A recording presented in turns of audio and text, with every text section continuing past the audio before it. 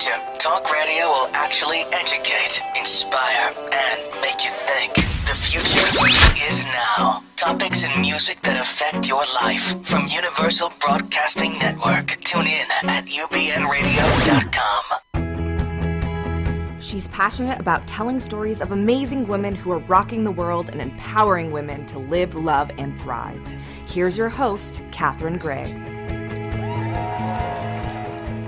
Hi, welcome to Live, Love, Thrive Women's Empowerment Hour, brought to you by 360karma.com. I have on three incredible, extraordinary women today, as usual. And today is going to be Sylvia Garcia and Karen A. Clark from City National Bank. And they are really empowering women and minorities, and I can't wait to talk about their incredible journeys to get to where they are right now and what they're doing.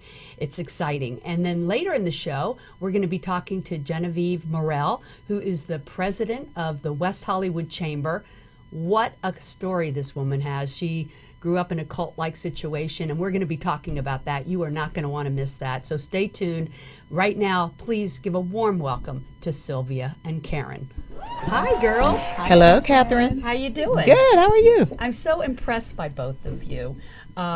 I want to talk about your backgrounds and how you got to doing the extraordinary work you're doing with such a wonderful outfit, which is City National Bank.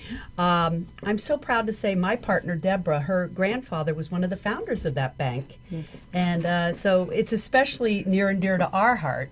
And I know it is to you all, because you all have made amazing strides. I mean, here's a bank that was started really by wealthy Jewish men in this community, right? Yes. And that really is who they attracted for many years until powerhouse women like you two came along and are just turning the whole thing upside down. But the thing that they've always prided themselves, I think, in is integrity. Yes. And so where so many big banking corporations today are in the news for lack of that very thing, it's so nice to know City National really rises above the top of the banking industry in that arena. Yes. Which I think everybody wants to know and trust their bankers. Yes. Right? Correct. But you two have stepped in and really helped in the area of women's empowerment and in multiracial empowerment. And we're going to talk about that. But first, I think people want to know a little bit about you two. Okay. So I know your dad was, your parents came here from Mexico. They were. Right? Yes. So as a Latino woman, it's been a challenge. But what I love about you, Sylvia, is that so many women will sit on the sidelines at companies and say, I wish I had this position or that position, but they never ask for it. Right. And you were the first female financial advisor at this bank. Right. But it's not because they asked you, it's really because you perpetuated it by asking them. Right. And I know your story is that you were here training people for that position, and you're like, well, hey, what about me? Yeah. You know? And luckily you had a male boss that said, oh, you Yes. want to do this? And you're Yes. like, well, yeah, why not? Right? And I think it's really cool that you actually work for a boss that recognized your talent and moved you into that position. Right. And we need more men to be supportive of women in order to make this equality thing happen. Correct. Yes. Right? Right, and I think it's important that you find your voice, because I think we all struggle with that, in developing your career and engaging people. But then that someone's there to help you up. I think it's, as women, I think I found a lot of support in Karen. She's an SVP, and she's really kind of embraced us. She identifies that we have the work ethic and the integrity that she can stand by and advocate for us. Right. And I think that's one of the most important things. And then we collaborate. We're collegial within the support that we provide each other. And I think that's really important too, because a skill set is one thing, but then the camaraderie and the teaming together to be able to propel each other up.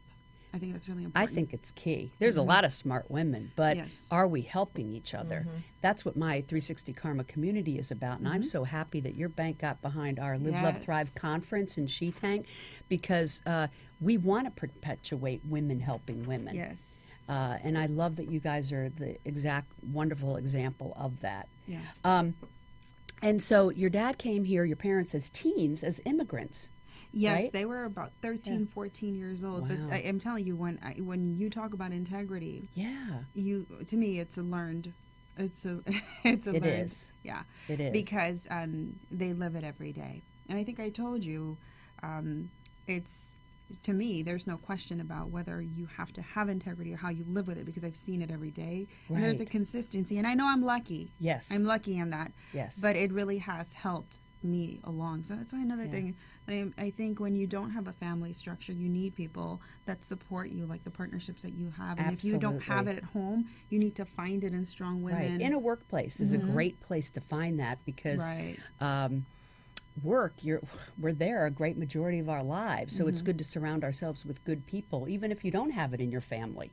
You know, it's all about finding your people. Right. It is. Right. Because you do, as women, and I think you probably experience this too, it is a good old boys club sometimes. Oh, and yeah. it's hard to penetrate Well, that. okay, let's start by saying, when you became the first female, there were 10 white men, Yeah. I'm sorry, that were financial advisors. Let's talk the truth here. Yes. But now you guys have 15 financial advisors. 4 are non-white, and you're still the only woman, though, right? I am the only Yeah, woman. okay, but let's- progress, We're going to make progress on Okay, that. hear that, City National? We might need some more women there. Okay, but what a wonderful example to all the banks out there, right? Right, I think so. Yeah. And I know you came from a corporate background with a large company. Correct. And one of the things you mentioned to me was you liked learning from the big corporation, but you liked the private, small town Yes. integrity of something like City National, Correct. where you're not selling products to benefit the salespeople. Instead, the focus is on what is best for that client. Yeah. Yeah. And I think that's the value system for City National. I think it's very easy for someone to be successful in an environment where the best thing and the right thing to do is the best thing for you as well. Right. So, for example, where we discussed, the way that you were trained was, this is what's going to make more money for you. So this is what you should sell to your clients. Right. And here it comes from, let's take a look at the client. What is their financial situation? What is the family situation? What are those dynamics? And then figure out a way. Tell me what you want. Tell me what you envision. Right. And let me figure out how to make that happen, or how close we can get to that. And I think also, too, it would just be my guess, because it's my feeling, that I think a lot of women would prefer to deal with a woman. But you go into these institutions, and it's basically all the financial advisors are men. Yeah. So I would think you have a real leg up there. Yeah. I do. Yeah. Yeah, I think I do. And I didn't realize And a lot that of men like to going deal in. with women, too. Yeah. I didn't realize that going in. And I'll tell you something. It's someone told me that maybe I would have challenges working on the West Side because I'm not a Jewish man. And Wait a minute, you're not? No, I don't think I'll ever get there. But it's interesting, some of these women who, these older couples who are these Jewish couples, they'll gravitate to me maybe because they find a familiarity in Right. something. And one of them told me what that sense of familiarity was, and she says, I have a lot of Mexican workers that work with me, and I just love Mexican people. Well, and it's funny because she meant it completely in a nice way. And I do find that just the Jewish community in general are very accepting of minorities and LGBT. I think it's because of their background and what they went through and their persecution that they have a heart and a feel for other minorities. Immigrants, going through the same LGBT. challenges. Yeah, I Yes. think so. Yeah. And so, if I could that's chime in great. real quick on women and finances. We did a study at City National Bank about 4 years ago on what drives women to make financial decisions. Yeah. And when we did the present out, some months later, and it was full of all this data and research and insights. And of course, in the room, the women are looking at the presentation and they're hearing the information and they're kind of like, duh. And men are like, really? And what this study told us is that women do feel somewhat invisible when they're talking to, male financial advisors, because the sensibility about the goals, about, touchstones in lives is a little bit different. And what the research showed us is that men, and this is a generality, but men are really interested in how is the portfolio performing, just what's the bottom line. Right. Women, we want to know how the portfolio is performing, but we want to know what's behind that, and if my needs and my goals and all of the things that are important to me in my life are being considered in reaching those financial goals. I've always believed that you have to talk to men and women differently You about do, finances. you absolutely And the one do. person that got that was Susie Orman. Yes. Yes. I mean, brilliant. Yes. She Yes. she speaks finances in a language that women understand. Exactly. Because they do think differently. And we're much more emotionally connected Yeah. to financial decisions, and Right. it really is science in the brain. Yes. Our brains are connected Right. right and left differently in men and women. And this is why I've been saying, and I think we all agree, is that we need more women in positions of influence at every company in every industry. It's Absolutely. proven fact Right. that companies are more profitable when they have an equal amount Absolutely. at the top. And so, this is just one of those things that it proves that that's, And what Absolutely. you're saying. And it's Yeah. it's Right. also a reason why banks rank very low, right down there with the automotive industry in terms of how females feel about the industry. Right. We don't have women that relate to women. Now, I love your story. So you grew up you were born in Ohio, was it? I was born at Wright-Patterson Air Force Base in Dayton, Ohio. But Air you- Force brat. But both your parents were in the Both my military, parents. right? My mom so was you a- just yeah, my mom was a traveled WAF. all over the world, We right? did. We traveled all over. Yeah. Picked up and moved every 2 or 3 years, and it was really a fabulous life. People say that must have been hard, but I'm like, no, because everybody we knew was doing the same thing. Everybody was coming or going, so you Right. didn't feel different. Right. And it was really fabulous. It seems like, too, it probably has been a plus for you in what you do now because you're always meeting new people. Yeah, Yeah. I'm able to adapt so very Yeah. easily. And I have to tell you, we lived in Germany long before I was a kid. So long before not just social media, but you couldn't even look at a TV and see what was going on across the water. Yeah. And so we lived in Germany, and we went to places where people had never seen black people, and we were treated like royalty because people wanted to touch our skin and our hair, and they wanted Really? to explore. And me and my brothers That's and sisters fascinating. thought, wow, this is so cool. We are so different, and this is so You cool. were rock stars Yeah, there. we were rock stars. So my, sort of being different was a good thing. Yeah. And so I've been very adaptable, And it's interesting how you got started in the banking industry thinking that, somebody approached you, I know, after you had been studying for acting and things like that, and that's still a love of yours, and Still singing is. and Yes. and I love that you do both because it's so I think it's a good message to say people can have a career and a passion.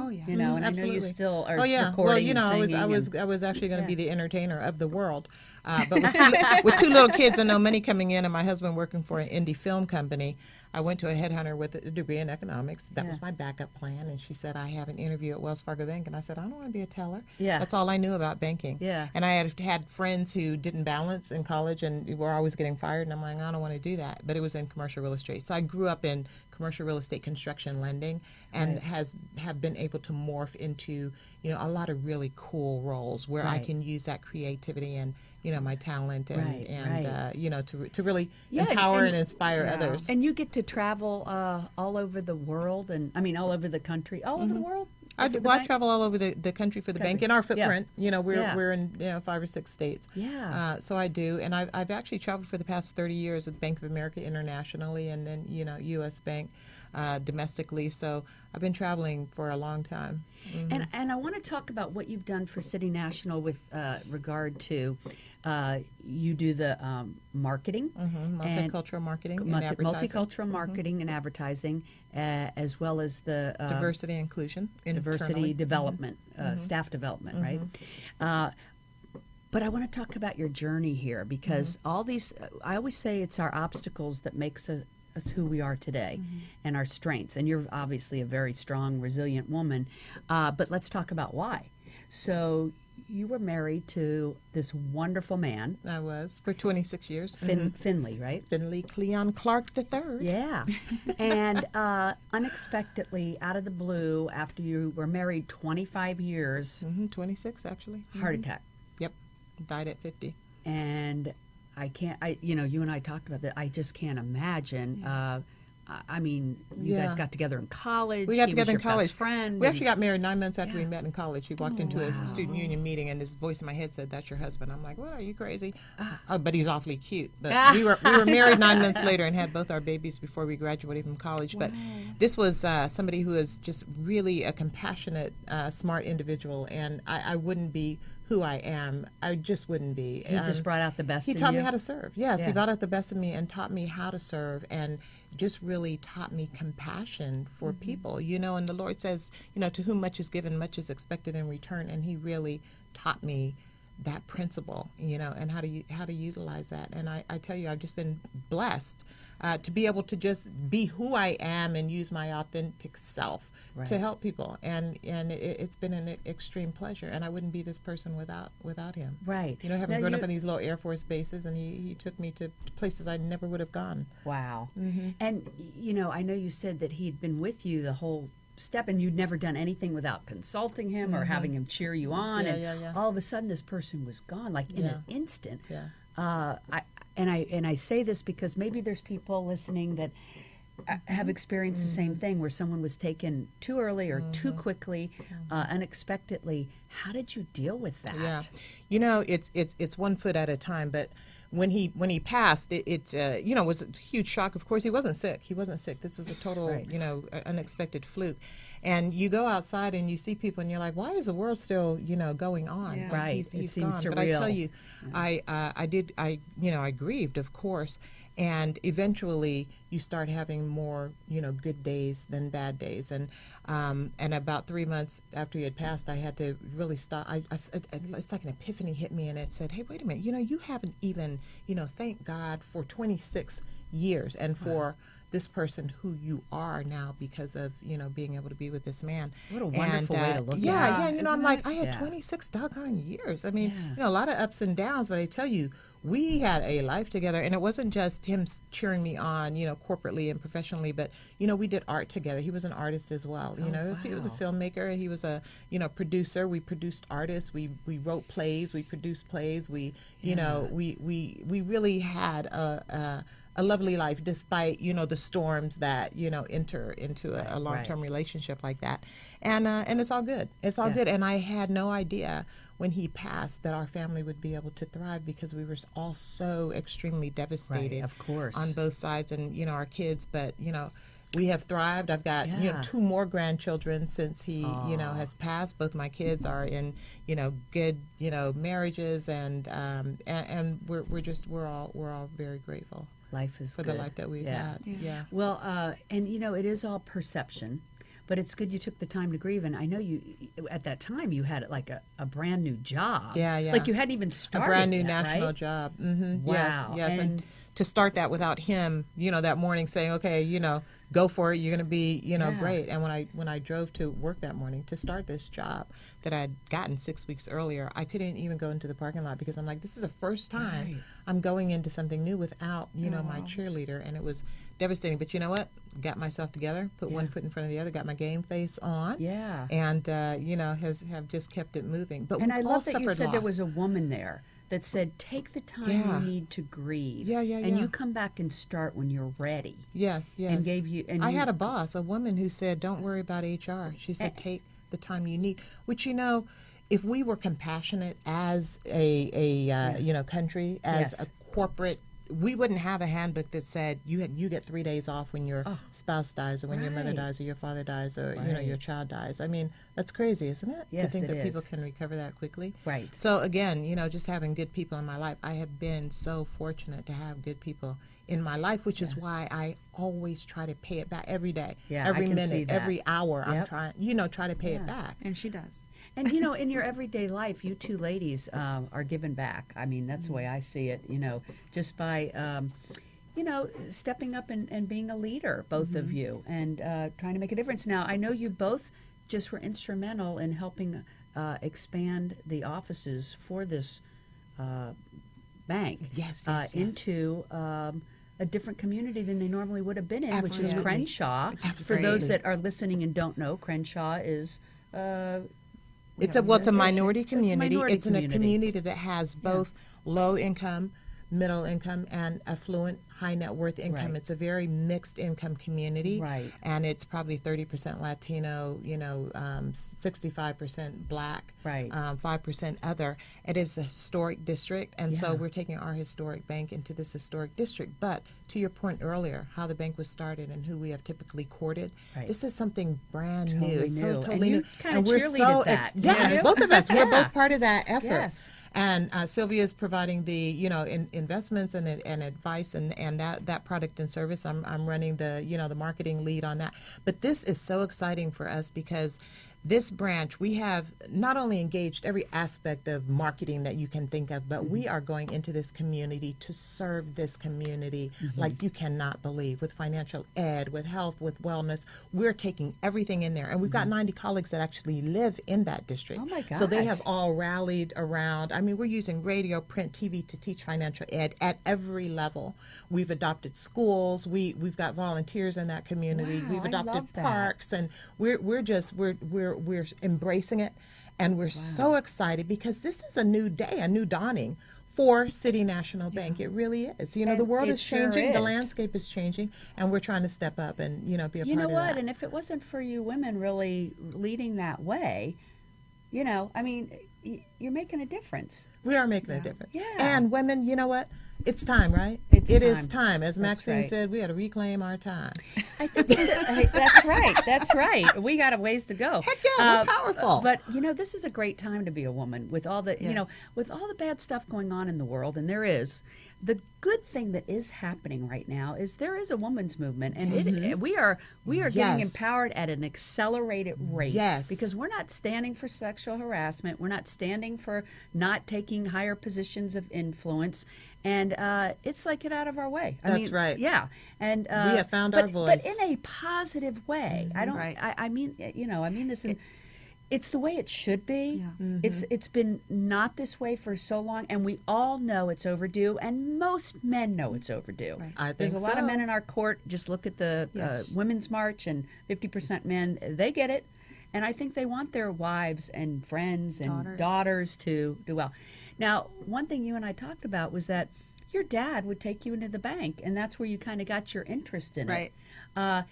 I think what you guys are doing is great, expanding into these other markets, and I know it's important to reach the young people because whoever people start to bank with is who they usually grow with, right? And I think it's so important to go after educating those young girls because you and I mentioned that a lot of people would bring their sons to the bank, but not their daughters. So if they're out there listening, bring your daughters to the bank too, and start to educate your children on finances as children and teenagers. I think that's one thing we all lacked was, 40, 50 years old, we're like, oh, we never Access to learned that that in information. school. Yes. Yeah, exactly. That's right. So And I love because- what you all yeah. are doing. Thank I know we you have so to much, wrap up, and Catherine. I've loved having you both on. Thank Well, we you, love what you're doing, Catherine. Catherine. Yeah. I Yes. appreciate being here. Great conversation. Giving and us all a voice. Thank you. Thank you so much. So we will be back shortly with Genevieve Morrill, and stay tuned, and be sure to stop in City National Bank and see these Yes. ladies. They're doing great work. Keep it up, ladies. Thank you. We'll be right back.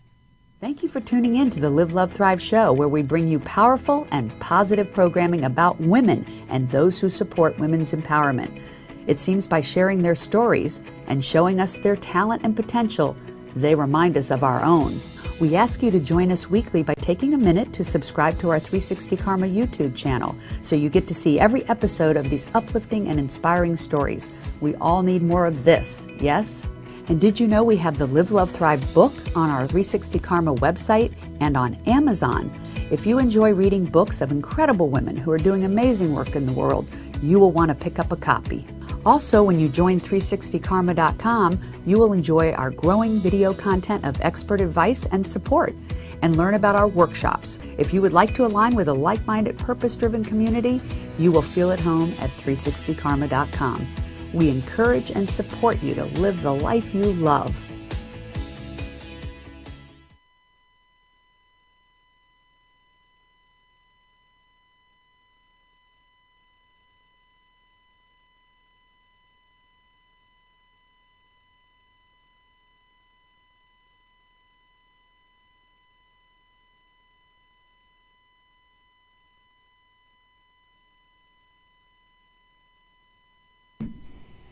And we are back with Genevieve Morrill from the West Hollywood Chamber, president of the West Hollywood Chamber, I should say. Thank you, Yeah, Catherine. how are you? I'm good, thank you. Good. Nice to be here. Well, Lordy, you have such an amazing story.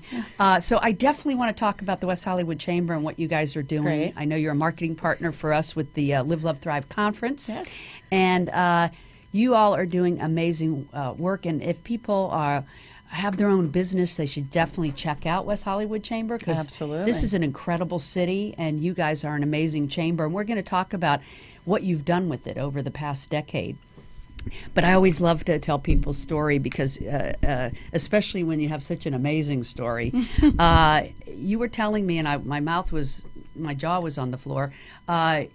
You kind of grew up in this like cult. Yeah. And I was like, what? I always say we know people in the community, but we don't always know their background. Right. And I kind of doubt that many people in the chamber know your amazing story. No, they don't. Yeah. So I love this. It's my best kept secret. It's a great one. And you literally grew up. Now, where were you born in? Well, I was born in Bainbridge Island, Washington. In Washington, right. Mm-hmm. But Sound. moved around quite a bit, even overseas, because this cult had houses all over the country and other countries, right? Right. It was called it was founded by the World Council of Churches in '52, called the Order Ecumenical, or the Ecumenical Institute. Does it still exist today? It still exists as the Institute of Cultural Affairs, which was also a branch of it that did community development in different impoverished communities across the world, and villages, etc. It's always odd, isn't it, when these kind of entities, they do good work. Right. But pull back the curtain and OMG. Yeah, right? the mission becomes it becomes mission before family, basically. So the mission is the primary focus, and the family becomes secondary. Right. In a lot of ways, and so yeah. Here you are as a teenager, at like 13 or whatever, and. When did they join the cult? How old Well, were I you? was 7. 7. I was 7 years old. Yeah, we joined in 1968. We started getting involved before then. In the mid 60s, my father was a minister in the Bainbridge Island and then Federal Way, and he was a Methodist. Bainbridge Island's supposed to be so beautiful. Yeah, it's gorgeous. Right? It's very rural. So you probably didn't want to move from there. No, we Yeah. moved to Federal Way when I was 5, which is another little suburb outside of Seattle. And my father just felt like he would shrivel up and die in some suburb preaching to the blue-haired, old people. And my mother and he were very much involved in a lot of change in the world, and very moved by the work of Martin Luther King and women's movements and a lot of different. They even marched with Martin Luther King, right? Yes, I think we have a photo. Yeah, the whole Wow. family marched in 1966. We all went to Chicago and went on the big march with Martin Luther King and the whole Now, was that big crowd. Was that tenuous, being a white person in that?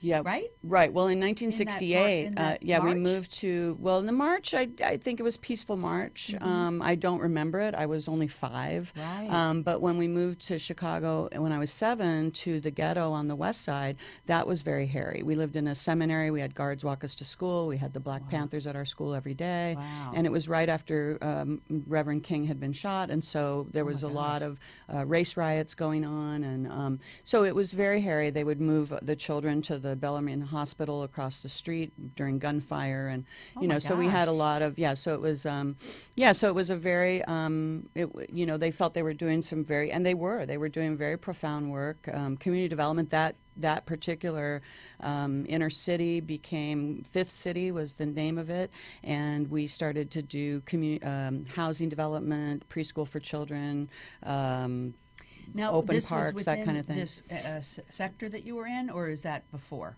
This was no, this was all part of the Institute of Cultural Affairs. So Yeah, this was all part of their work. Oh, right. I see. So as a child, they became involved with this group. Right.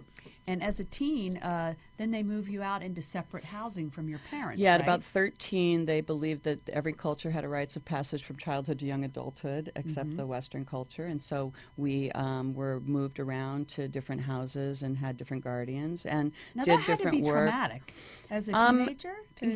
At the time, I think you're just really in You didn't know any survival mode. differently? Yeah, you're kind of moved. Yeah, it was odd, and we were very much involved, but you also felt very righteous at the same time. time that you were doing a lot of good work. Right. I think that in retrospect, it gave me a lot of the great leadership skills that I have, Right. because I had to, I was teaching youth forums in England when I was 15 and working on youth unemployment there and creating jobs and a youth club where they could, hang out and things like that. So we did a lot of really good work in different communities around the globe. So it was. But at the same time, right. while this is going on, there's missed your family. Sexual abuse. You going missed your on. family. Yeah, luckily my sisters and I were unscathed. But yes, definitely that was involved. Right. There were people.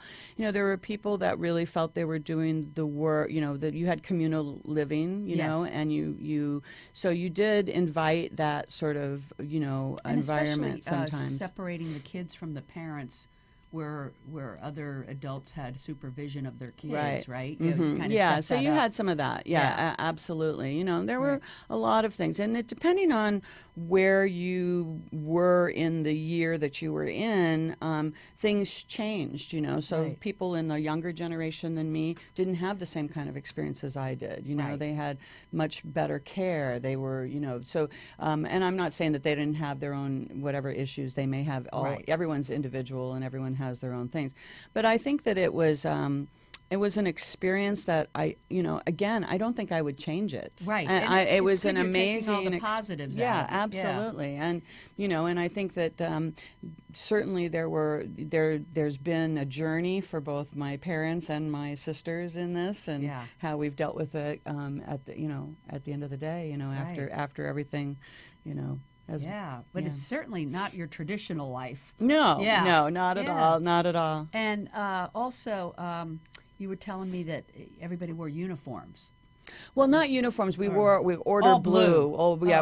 Oh. We sort of had order blue, which Order was sort of blue, the which is kind which of was uniform, which yeah. was kind of a uniform. Yeah. So I have we some pictures yeah. of that too. Yeah. Yeah. So now, but at 17, you wanted to leave that environment. Mm-hmm. Yeah. So at that point, you ventured out, and you were in Minnesota at the Yeah, time. I went to Minnesota. Yeah. I went to school there. I was going to school at night. I was working during the day. I'm trying to remember, or maybe I was working at night, going to school during the day. Who remembers?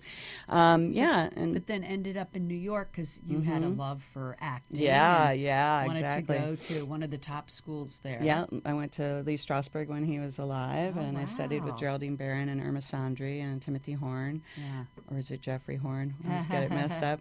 And so I went to school there, and I was again going to school at night, working during the day. You've Part always of when been a hard worker. Yeah, I've always been a hard worker. Yeah. Growing up, I mean, we were working from the time we Right. were very young, and we also didn't have any money. So so going to school was you'd get financial aid or Right. different ways So in to that continue communal your living, education. it was like everybody worked, and so you were taken care of, like where you slept, where you Exactly. ate. Yeah. And you had some people that were within the house that you were in would have outside employment. Their paychecks would go to a centrum, a central area. If you were in the United States, Chicago was that centrum. And then all the different houses within the United States got supplementary stipends for their family. Everyone paid into children's education. Everyone paid into sort of the communal fund. And everybody got a supplementary stipend. Whether we got that money or not sometimes was the question of whether the organization had the money to give. So So people did your lived, parents yeah. eventually leave that entity? Okay. Yeah, they left in the 80s. And so it wasn't like Scientology where they wouldn't let you leave, or it was some big issue to leave? No, I mean, no. I mean, I think that certainly people, felt that, I mean, there were, they felt like they had to, kind of slip out quietly sometimes, or, some people just left, it just depended. Some marriages didn't make it, one decided to stay, one decided to leave. Right. So, so it was all very, Yeah. Well, I'm glad you have a good takeaway from it. Yeah. From New York, you've always ended up being like a magnet to these amazing jobs, right? Like they kind of just come your way. Well, I've so- been, I take on different industries, tackle different projects. When I was in New York, I worked for a magazine company, and I did promotions and Grand Prix racing, Formula One racing. Omni magazine had just, science fiction magazine had just started, and so we did the Space Shuttle Columbia Australia, the first space shuttle landing at Edwards Air Force Base. That's cool. Yeah. So I was just a kid, and so I had that corporate job in '81, and then I worked when I landed in Los Angeles in '94. My resume came across the desk of a woman who worked with the Convention Visitors Bureau downtown. Now, what brought you here to LA? Well, it really was originally the entertainment industry. And so when I got out here, and at that point I was teaching, I was directing, so I had gotten involved in Seattle with a group called Book It. And what they did was they performed short stories in its entirety. And so the narration actually became a dialogue. And it attracted to me as a director, and I wanted to direct D.H. Lawrence's Rocking Horse Winter. And so I put a company together, and I started doing that. And while I was doing that, this job came across my plate to produce a show at Radio City Music Hall with Diana Ross and the Rockettes to promote Los Angeles in New York to the international market for a big travel industry event called Powwow, which was termed Powwow before it was politically incorrect to call it Powwow. It was really about nations, leaders from different nations coming together to transact business. What was it like working with Diana Ross? Because I just have to say, I saw her last year in Vegas, and I couldn't believe she's still amazing. Yeah, she is amazing. Yeah. She is amazing. There was a lot of... but she's a diva, right? She is a diva. I've heard she's mellowed a little bit. Well, who knows? We'll give everybody a break, right? Yeah. As we get older, we get a little chill, a little wiser. Yeah. But she's still got it. Oh, boy. Yeah, what a show she puts on. Yeah. Anyway, so you worked with her. So I did this program, this big event, and we closed Rockefeller Center for a big reception for 72 countries, 6,000 delegates. Oh my gosh! And it's a very important event for the destination where they hold the conference. So '95 was it's kind of like the Olympics. The city that's chosen the following year has to produce the closing night event the previous year. So Los Angeles had that opportunity in New York to showcase Los Angeles for what was to come in '96. So it was so successful that they hired me for that contract for '96 to produce the whole thing, which was 300 people on 14 different committees, airport committees, hotel committees, special events committee, 3 different $1 million events every night. Wow. And I thought it was a lot of work doing the Live, Love, Thrive conference. 400 journalists. It's hard to do a conference. So it was but what happens at this conference is they actually make it's wholesale business, so it's a wholesale travel market packaging, and it's like taking one Disneyland, one Princess Cruises, and one Marriott hotel, and I'm going to package it. I'm going to sell it to the travel agent, who's going to then sell it to the consumer. And in this conference, they actually write $3 billion in business, and a host city benefits 10% of that, or $300 million, into the economy. Wow. So that's why it's so significant, because it gives back to USA Travel. Wow. Does that and still it's very exist? It still exists. Oh, I'm not sure it's called Powwow now. I'm surprised with the way it's everything's on the internet now. Yeah. I would think it'd be Yeah, I less don't know travel exactly how it's agents changed, but I know Los Angeles had it and Anaheim had it recently. So we have it every 10 years, so to speak. But it was really significant, and after that, because it was such a large platform to shout from in terms of my name being all over that, I didn't have to apply for a job after that. Yeah, I bet. And so that's really what happened in Los Angeles. Was the train kind of left the station. I said, let me see where this is going to take me. It took me to running Pacific Park on the Santa Monica Pier when that first got opened.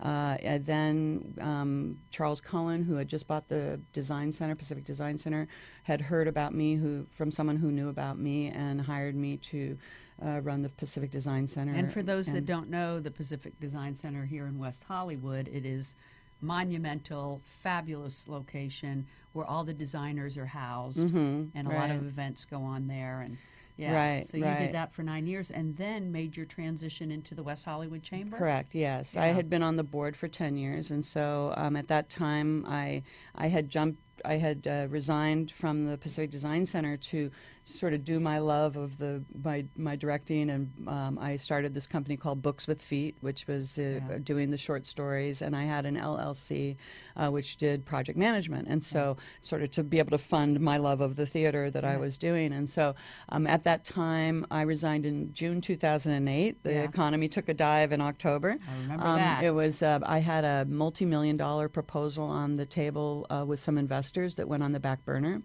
It was a proposal for a huge multicultural venue. Oh, wow. And that kind of went on the back burner because of the recession. And so at that time, the chamber said, would you jump in as interim director? And I said, I'll do it for a year. And that was 7.5 years later, here I am. Yeah. I And remember moving to LA thinking, oh yeah, I'll be here a year or two, and that was 12 years ago. Yeah, it happens. Yeah. What is it they say? Life is what happens when you're busy planning it. Yeah. There you go. Yeah, that's great. Well, I think that was John Lennon, wasn't it? I think maybe. Anyway, so tell me about the West Hollywood Chamber. What does it do? What makes it special? I know you have your awards coming up. Well, we just finished it. We just had them, and it was wonderful. West Hollywood is special. It is. And West Hollywood... that's why we do our event there. I mean, it really is like no other city in the country, or I'll say even in the world. Yeah. It's very cutting edge. It's the first to do a lot of things. A lot of other cities follow what is done in West Hollywood. Yeah. So it's a trailblazer It's very city. forward-thinking. Yeah. And I think it's also, and it's diverse, and it just all of those, free-thinking, nonconformist, I feel that I probably was attracted to West Hollywood because of my upbringing, because of what you started talking about with my upbringing, with the underdogs, with the Institute of Cultural Affairs, minority, right, and so very much kind of that sort of need to change the world, that I grew up in, and perfect alignment for you. Yeah, exactly, and because a lot of people in West Hollywood who would say, how can she, I live in Marina Del Rey, and I've been there for 23 years. They said, and I've worked in West Hollywood 18 of those. So they said, how can she care about West Hollywood if she doesn't live here, And it's kind of like, well, because I care about every community that I've worked with or for, and so it's a, and I don't think that you have to live there to care about the community. So not only that, you probably shouldn't live where you work. Right, right. Well, in some cases that's really good. Break. That's really good. So the chamber was really instrumental in it becoming a city, because the West Hollywood Chamber of Commerce, believe it or not, was established in 1921. Wow. Yeah, so you and I talked about that. So it's coming up on 100 years. We'll be 100 years old in a few years.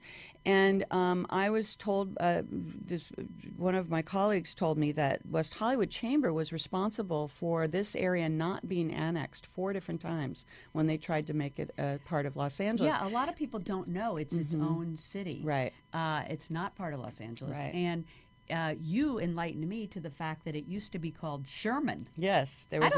I bet no one listening knows that. A gentleman named Sherman owned it, and it was the town was called Sherman.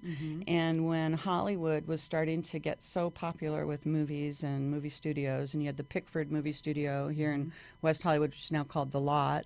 And you had Movie Town, which is now where Avalon is. The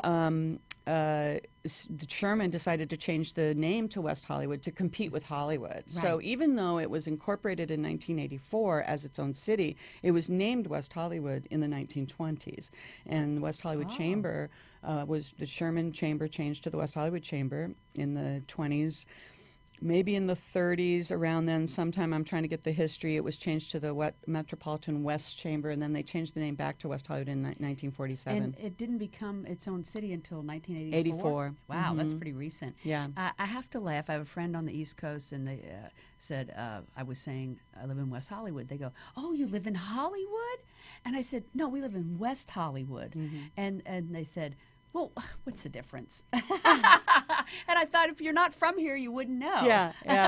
But I thought that was cute. You know, and it is probably why they did call it West Hollywood, because everyone knew Hollywood, even though they're so different from each other. Yeah, exactly. I was just going to add to what you said, that the uniqueness of it, that you can actually feel the difference walking, even though there's no borders or boundaries that you can see Yeah. physically. Look and feel different. You just different walking into it, industry-wise. there's a feeling, an energy that's very, very West Hollywood. Yeah. Yeah. It's a cool place. Yeah. It's kind of like, I always described it like if L.A. is like this big city, but West Hollywood always made it feel like more like a little hometown.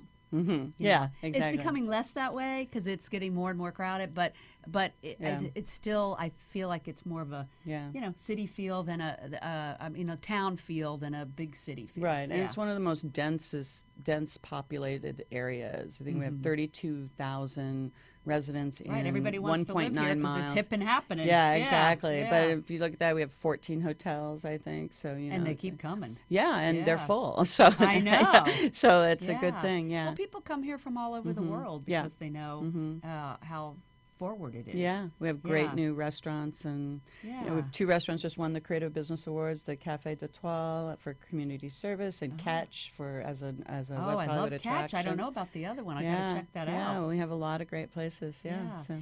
So, what do you like most about working with the West Hollywood Chamber? I take it it's a conglomeration of all types of businesses. Yeah, we're very much.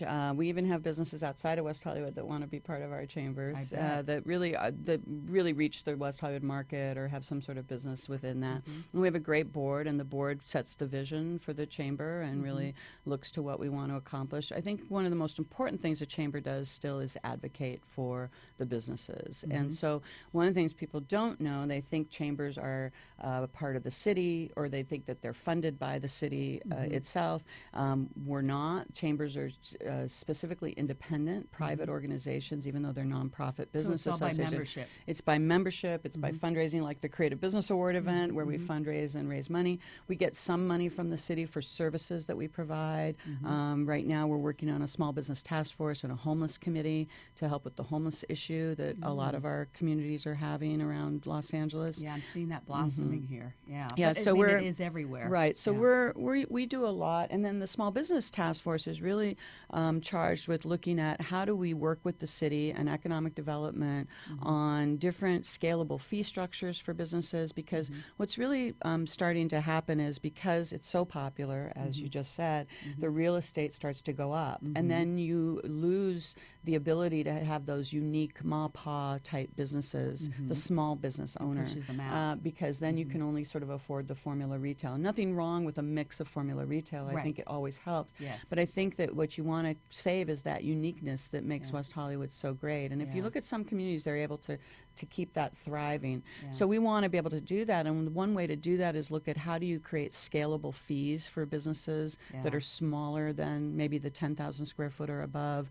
You know, how do you create signage programs that are a little less expensive? How do you help to streamline so that they're not in a 5-month wait paying rent before they can open? Right. A lot of small businesses just can't afford that. They can't even afford 30 days. So you help them get So through we that. help them get through that, Right. yeah. So what does it take to get involved? They just sign up for membership? Sign up for membership, westhollywoodchamber.com, or WeHoChamber.com, I should say. Yeah, WeHoChamber. WeHoChamber.com. and .com, not .org, .com. .com, right? and and then you have monthly events for them to meet other businesses. monthly and- mixers, Yeah. and new member orientations.